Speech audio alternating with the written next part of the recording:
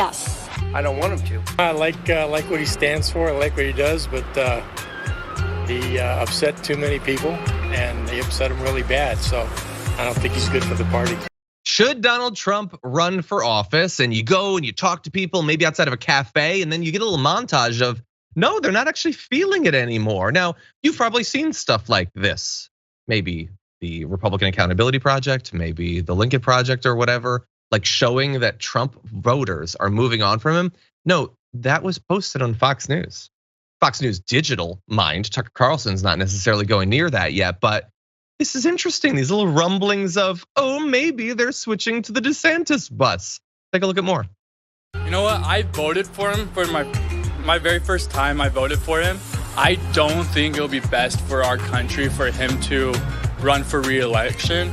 You know, I'm thankful for everything that he's done, but I think that our Republican Party needs to be united. At this point, he's a little too polarizing, and I think that there are candidates out there, Republican candidates obviously, that maybe be able to pull in people that he would lose to be able to change this. I would like to see, Governor DeSantis or someone like that, some new blood in the race. DeSantis run for president, and if he wants to, then he can pick up Donald as the vice president. 100% DeSantis. There's no question about it. Well, I'm a DeSantis fan as well. Donald Trump had a great run. I thought he was a great president while he was president. After the fact, I think we've seen a lot of divisiveness that's come from things, and I wouldn't vote for him in a primary, but the policy that he was able to do, I would probably vote for him in an election, but not a primary. Okay, so there's a lot of nonsense there. But anyway, I have spent what feels like, I'm gonna say 30 years now having to talk about Donald Trump. And at every step along the way, I have attempted to insult him as burningly and devastatingly as possible. But I don't think I've ever achieved, I think DeSantis should be president and maybe he can pick up Trump as his VP. Oh, shot through the heart. And Fox News Digital is to blame. That was pretty good, Francesca. This was a choice that they made. They went and interviewed those people. They cut out all of the pro-DeSantis stuff to stuff into that thing. Spicy stuff. He's a loser. I mean, I think it comes down to that. It's so amazing to hear people like, he got a little divisive. Like, oh yeah, really? He started his campaign calling Mexicans rapists. He got divisive? Tight.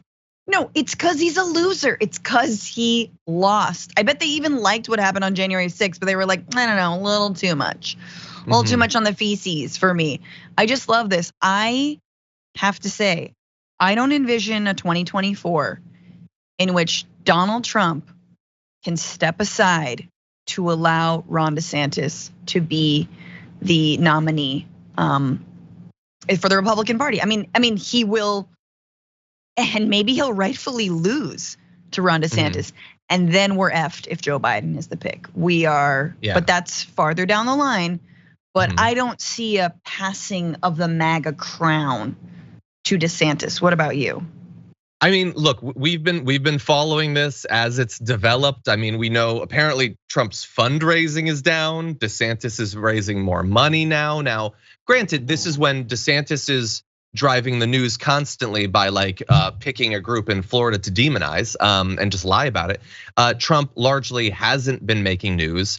He cannot wait to announce, and it is coming soon, way sooner than normally you would announce for an election that's still a couple years away. So any day now he could do it. But and by the way, Trump is still winning in the polls against DeSantis, but every month DeSantis narrows that gap, and it's gonna be very exciting.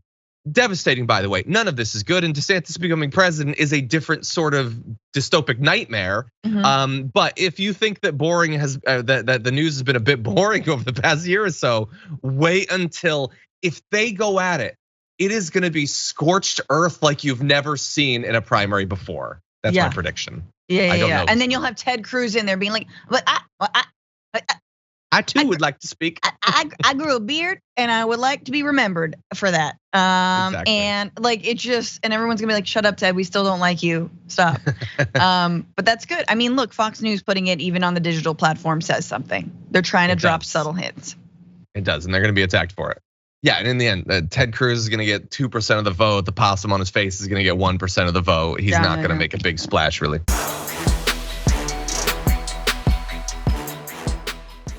Check out the Damage Report podcast each day, wherever you get your podcasts, whether Pocket Casts or Stitcher or iTunes.